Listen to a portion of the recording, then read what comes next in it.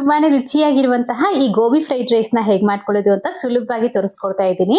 ಒಂದು 300 ಗ್ರಾಮ್ ಆಗುವಷ್ಟು cauliflower pieces, ಅದೇ ರೀತಿ ಉಪ್ಪು ಹಾಗೆ ಅರಿಶಿನದ ಪುಡಿ ಮತ್ತೆ ಖಾರದ ಪುಡಿ, ಒಂದ್ 2 ಟೀ ಸ್ಪೂನ್ ಆಗುವಷ್ಟು ಮೈದಾ ಹಿಟ್ಟು, 1 ಟೀ ಸ್ಪೂನ್ ಆಗುವಷ್ಟು ಅಕ್ಕಿ ಹಿಟ್ಟು, 1 ಟೀ ಸ್ಪೂನ್ ಆಗುವಷ್ಟು ಕಾರ್ನ್ ಫ್ಲೋರ್ ಹಾಕೊಂಡು ಚೆನ್ನಾಗಿ ಮಿಕ್ಸ್ ಮಾಡ್ಕೊಳ್ಳಿ. ನಂತರ ಸ್ವಲ್ಪ ನೀರನ್ನ ಸೇರಿಸ್ಕೊಂಡು ಈ ಹದಕ್ಕೆ ಕಾಲಿಫ್ಲವರ್ ನ ಕಲಿಸ್ಕೊಂಡ್ಬಿಟ್ಟು ಈಗ ಇದನ್ನ ಎತ್ಕೊಂಡು ಎಣ್ಣೆಗೆ ಹಾಕಿ ಡೀಪ್ ಫ್ರೈ ಮಾಡಿ ತಗೊಳ್ಬೇಕು. ಮೀಡಿಯಂ ಫ್ಲೇಮ್ ನಲ್ಲಿ ಮಾತ್ರ ಚೆನ್ನಾಗಿ ಗರಿ ಆಗೋ ತನಕ ಫ್ರೈ ಮಾಡಿಬಿಟ್ಟು ಪಕ್ಕಕ್ಕೆ ಇಟ್ಕೊಳ್ಳಿ. ಒಂದ್ 2 ಟೇಬಲ್ ಸ್ಪೂನ್ ಆಗುವಷ್ಟು ಎಣ್ಣೆಯಲ್ಲಿ ಬೆಳ್ಳುಳ್ಳಿ ಹಾಗೆ ಹಸಿಮೆಣಸಿನಕಾಯಿ ಹಾಕೊಂಡು ಸ್ವಲ್ಪ ಹೊತ್ತು ಚೆನ್ನಾಗಿ ಫ್ರೈ ಮಾಡಿ, ಒಂದು ಈರುಳ್ಳಿನ ಉದ್ದುದಕ್ಕೆ ಕಟ್ ಮಾಡಿ ಹಾಕಿ, ಅದೇ ರೀತಿ ಸ್ವಲ್ಪ ಬೀನ್ಸ್ ಕೂಡ ಹಾಕೊಂಡು ಒಂದೇ ಒಂದು ನಿಮಿಷ ಹೈ ಫ್ಲೇಮ್ ನಲ್ಲಿ ಫ್ರೈ ಮಾಡ್ಕೊಳ್ಬೇಕು.